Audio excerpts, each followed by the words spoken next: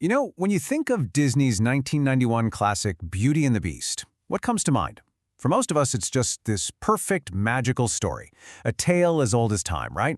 Well, the story of how it actually got made is anything but perfect.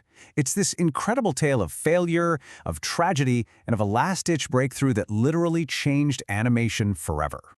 So, I've got to ask, how well do you really know this movie? Sure, you know the songs, you know the characters, we all do, but do you know the story behind the story?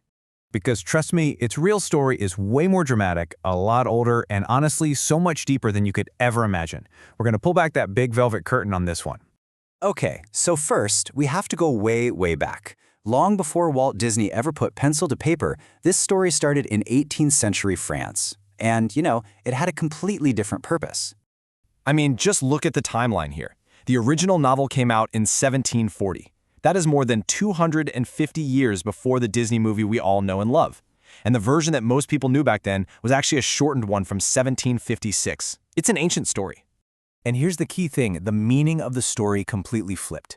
The original wasn't some fairy tale about a magical curse and talking teapots.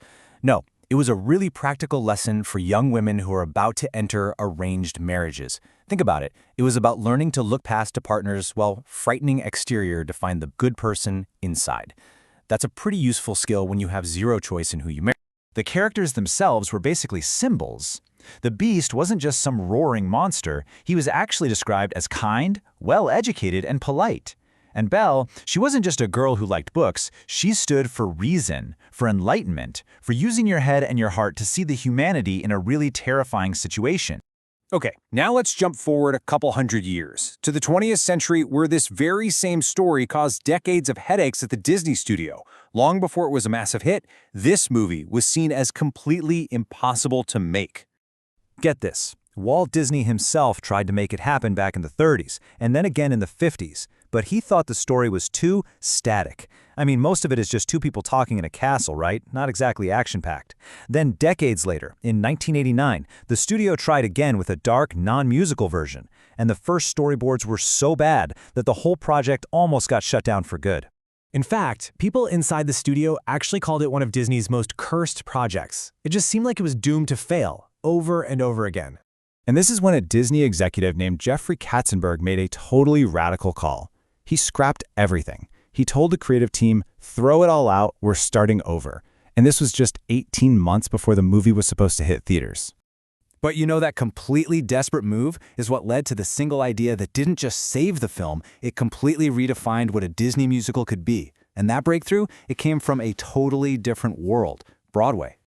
So, what was this lightning-in-a-bottle idea? It was actually a really simple question. What if we stopped trying to make a movie and started trying to make a Broadway musical?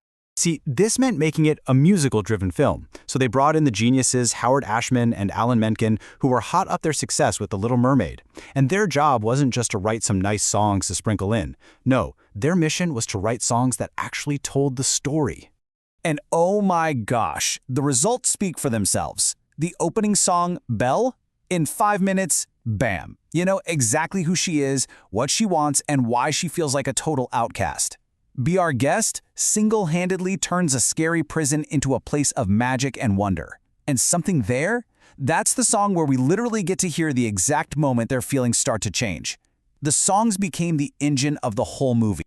So with this new musical DNA, the team finally started building the masterpiece we know today. And they did it by mixing brand new technology, unforgettable character design, and a really deep personal tragedy. All right, let's talk about the Beast himself.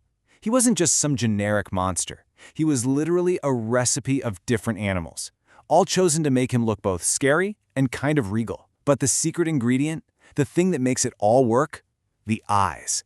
They gave him human eyes. That's our window in. That's what lets us connect with him. And then you have Belle. She was a complete game changer for Disney princesses. She was smart, inspired by these incredibly independent women like Katharine Hepburn. She loves books, she flat out rejects the handsome town hero, and she chooses empathy over popularity. She wasn't sitting around waiting for a prince, she wanted adventure. The movie also broke all kinds of new ground with its technology. I mean, that ballroom scene, it was revolutionary. It was the very first time anyone had blended hand-drawn 2D characters with a computer-generated 3D background. It let the camera sweep and fly through the room in a way that just felt like pure magic. It had never been done before. And let me tell you, this was not easy. That one 2-minute scene took months and months of extra work and brand new inventions just to get it right. It was a huge technical gamble, but wow, did it pay off. But the film's real power, its soul, it comes from somewhere much more personal. Just think about that line from Gaston. It's not right for a woman to read. That's about more than just books, isn't it? It's about prejudice. It's about being afraid of things you don't understand. The lyricist, Howard Ashman, was secretly dying of AIDS while he was writing these songs. And for him, the Beast's story was a metaphor for his own life, being judged and feared for something people didn't understand. He poured all of that personal pain, that feeling of being an outcast, into the music. And that's where the film's incredible, profound heart comes from. It's real.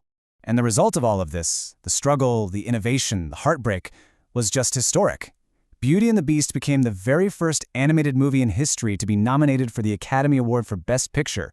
It proved to the entire world that animation wasn't just for kids, it was cinema. So in the end, the story isn't really about a curse or a talking clock. It's about fear and prejudice and being lonely. But it's also about looking past all of that and choosing to see the good in someone, choosing love anyway. And maybe, just maybe, that's why this tale, hundreds of years later, still matters so much.